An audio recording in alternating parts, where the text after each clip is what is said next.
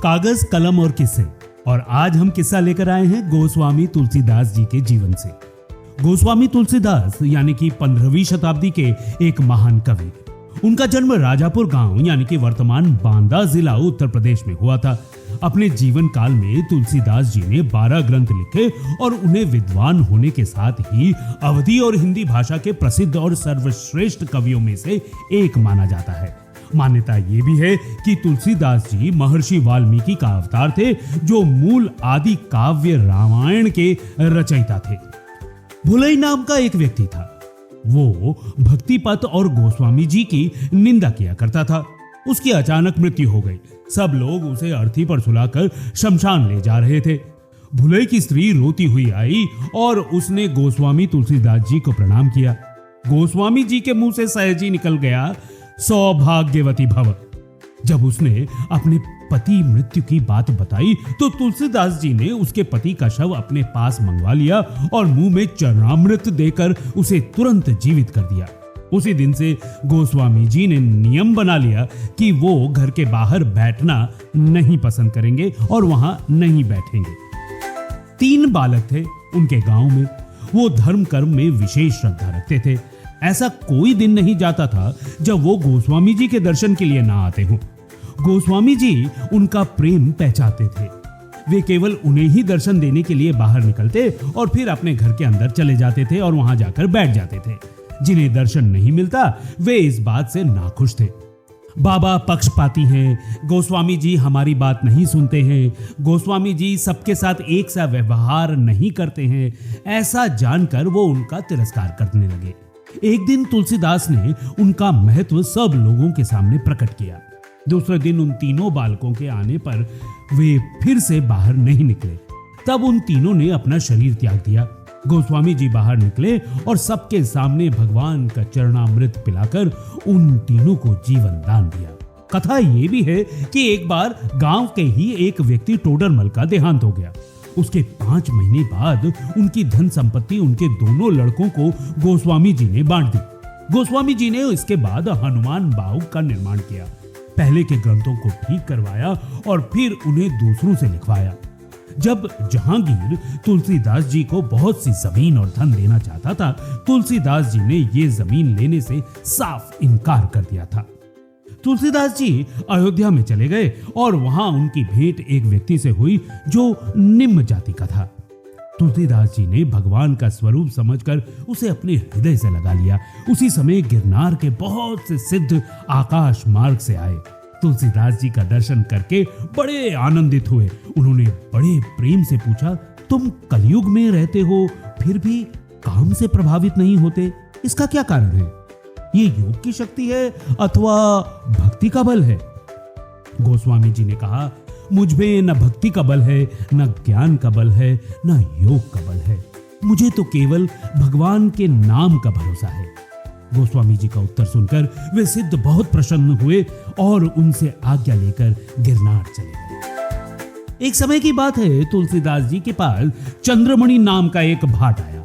उसने उनके चरणों में गिरकर प्रार्थना की कि मेरी आधी उम्र विषयों के भोग में ही बीत गई। हे गोस्वामी, अब जो बची है वो भी वैसे ही न बीत जाए। इंद्रियों के कारण मेरी बड़ी हंसी हुई है। महाराज, अब मुझे भगवान के चरणों में ही रखिए, काशी से दूर मत कीजिए। तुलसीदास जी ने उसकी प्रार्थना स्वीकार कर ली और उसे ताउम्र अपने पास रख लिया। तुलसीदास जी के पास एक बार एक हत्यारा ब्राह्मण आया। दूर खड़ा होकर वो राम राम कहने लगा। अपने इष्ट देव का नाम सुनकर तुलसीदास जी आनंद में खो गए और उसके पास जाकर उसे हृदय से लगा लिया। आदर से भोजन कराया और बड़ी प्रसन्नता से कहा, तुलसी जाके मुख निते, धोके हूं निकसत राम, ताके पग की पगतरी, मेरे तन को चाम। ये बात जल्द ही सारे नगर में फैल गई। शाम होते ही ज्ञानी ध्यानी विद्वान इकट्ठे हो गए। उन लोगों ने गोस्वामी जी से पूछा, ये हत्यारा कैसे शुद्ध हो गया? तुलसीदास ने कहा, वेदों पुराणों में नाम महिमा लिखी है, उसे पढ़कर देख लीजिए। तब उन लोगों का कहना था कि आप ही कोई ऐसा उपाय करें जिससे हमें विश्वास हो जाए। तुलसीदास जी ने उस हत्यारे के हाथों से भगवान शिव के नंदी को भोजन कराया। ये देखकर सबको विश्वास हो गया। चारों ओर जय जयकार की ध्वनि होने लगी। निंदकों ने तुलसीदास जी के चरणों को पकड़कर क्षमा मांगी। तुलसीदास जी अपनी पत्नी रत्नावली से बहुत प्रेम करते थे। एक बार रत्नावली अपनी मायके चली गई। तुलसीदास जी से रहा नहीं गया। उस रात भारी बारिश थी। रत्नावली का घर नदी के उस पार के गांव में था। तुलसीदास पत्नी से मिलने के लिए बारिश में निकल पड़े। नदी के पास कोई नाव नहीं थी। तब उनको वहां किनारे पर एक बहती लाश दिखाई दी। तुलसीदास जी ने उस लाश पर बैठकर जैसे तैसे नदी पार की।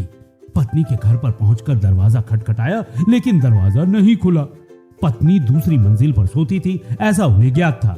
इसलिए घर के पीछे जाकर ऊपर चढ़ने का, दीवार फांदने का रास्ता वे देखने लगे। घर के पीछे उनको एक मोटी रस्सी दिखाई दी और वो उस रस्सी से चढ़कर ऊपर आ गए और सीधा पत्नी के कमरे में दाखिल हुए। पत्नी हड़बड़ा गई और बोली, इतनी रात बारिश में और वो भी ऊपर, आप कैसे आए? तुलसीदास जी बोले, रस्सी पकड़कर। पत्नी ने देखा रस्सी नहीं, सांप था। क्रोध में पत्नी ने राम बोला से कहा कि लाज ना आई आपको दौरे आहुनाथ, लाज ना आई आपको, नेकू जो होती राम से, जो काहे भवभीत। अर्थात मेरी हाड़ मास के देह से प्रेम करने की बजाय अगर राम नाम से इतना प्रेम किया होता तो जीवन सुधर जाता। पति की इस अथाह आसक्ति को देखकर पत्नी बोली, हे नाथ, मेरी देह से जितना प्रेम करते हो, इतना प्रेम यदि राम से करते तो आपका जीवन धन्य हो जाता, आपका जीवन धन्य हो जाता। पत्नी की कही ये बात से राम बोला का अंतर्मन जाग उठा और वे तुरंत पत्नी के कक्ष से निकल गए और राम नाम की खोज में निकल पड़े। उसी समय तुलसीदास जी घर से निकलकर दूर चित्रकूट में एक कुटिया बनाकर रहने लगे, जिसके बाद तुलसीदास जी को भगवान राम और हनुमान जी का साक्षात्कार हुआ और भक्ति भाव में तुलसीदास जी ने रामचरितमानस, संकट मोचन हनुमान चालीसा आदि अनेकों ग्रंथों की रचना की। रामचरितमानस के रचयिता और महर्षि वाल्मीकि के अवतार कहे जाने वाले गोस्वामी तुलसीदास जी का जन्मदिन हर साल सावन मास के शुक्ल पक्ष की सप्तमी तिथि को मनाई जाती है। बताया जाता है कि जन्म लेते ही तुलसीदास जी के मुख से राम नाम का शब्द निकला था, इसलिए उनका नाम राम बोला रख दिया गया था। तथ्यों के अनुसार तुलसीदास जी सरयुपारी ब्राह्मण थे और गोसाई समाज से उनका संबंध था। होई सोई जे राम रचि राखा, को करी तर्क बढ़ावे साखा। भगवान राम के अनन्य भक्त तुलसीदास जी ने अपना पूरा जीवन भक्ति साधना में व्यतीत कर दिया। लेकिन राम भक्त बनने से पहले कैसा था तुलसीदास जी का जीवन, आइए जानते हैं। बताया जाता है कि एक बार जब तुलसीदास जी भगवान राम की खोज कर रहे थे, तब उनका सामना एक पेड़ पर रहने वाले एक प्रेत से हुआ। दरअसल एक पेड़ बहुत सूख रहा था और तुलसीदास जी ने उस पेड़ को पानी दिया तो वो फिर से हरा भरा हो गया। उस पेड़ पर एक प्रेत रहता था। प्रेत ने तुलसीदास जी से कुछ मांगने को कहा तो उससे तुलसीदास जी ने राम जी का पता पूछा तो प्रेत बोला कि ये मैं नहीं जानता, पर मैं एक ऐसे व्यक्ति को जानता हूं जो तुम्हें राम जी के दर्शन करवा सकता है, जिसने उनको हनुमान जी से मिलने का उपाय बताया। तुलसीदास जी हनुमान जी को खोजते हुए उनके पास पहुंच गए और राम दर्शन के लिए प्रार्थना करने लगे। तुलसीदास जी ने हनुमान जी के पैर पकड़ लिए और फिर छोड़े ही नहीं जब तक हनुमान जी ने पूछा, भाई कौन हो, क्या चाहते हो? तब तुलसीदास जी ने अपनी इच्छा बतलाई। हनुमान जी कहने लगे कि ये संभव नहीं है और हनुमान जी वहां से अदृश्य हो गए। अब तो तुलसीदास जी हनुमान जी के अनन्य भक्ति में लग गए। तब हनुमान जी ने तुलसीदास जी को फिर दर्शन दिए और तुलसीदास जी ने कहा कि मैं श्री रामचरितमानस लिखना चाहता हूँ, परंतु पहले प्रभु के दर्शन करना चाहता हूँ। फिर हनुमान जी ने कहा, ठीक है, मैं प्रभु से इस बार विनती करूंगा, और हनुमान जी चले गए। तुलसीदास जी नियमित श्री राम जी की पूजा के साथ हनुमान जी की पूजा भी नियमित रूप से करने लगे। हनुमान जी एक दिन आए और तुलसीदास जी से कहा कि जल्दी ही तुम्हारे प्रभु श्री राम और लक्ष्मण जी के साथ भेंट होगी। तुलसीदास जी बहुत प्रसन्न हुए और भगवान जी की भक्ति में मन लगाने लगे। और एक दिन भगवान श्री राम और लक्ष्मण सफेद घोड़े पर किशोरावस्था में तुलसीदास जी के सामने से निकल गए, पर तुलसीदास जी उन्हें पहचान नहीं सके। उसके बाद हनुमान जी ने तुलसीदास जी को बताया कि तुलसी, क्या तुमने प्रभु के दर्शन किए? अभी तो गए थे सफेद घोड़े पर दोनों भाई। अब तो तुलसी जी बहुत पछताने लगे और हनुमान जी से बार बार विनती करने लगे, हे प्रभु, एक बार और दर्शन करा दीजिए मेरे नाथ के। अब हनुमान जी ने कहा, ठीक, पर अब की बार और सही, फिर नहीं होंगे। और एक दिन तुलसीदास जी चंदन घिस रहे थे प्रभु के माथे पर लगाने के लिए, और दो किशोर, सांवला और दूसरा गौर वर्णीय, एक भीड़ में दिखाई दिए और कहने लगे, बाबा हमें भी चंदन लगा दो। हनुमान जी ने एक दोहे के माध्यम से तुलसीदास जी को बता दिया कि दर्शन कर लो, चित्रकूट के घाट पर हुई संतन की भीड़, तुलसीदास चंदन घिसे तिलक करे रघुवीर।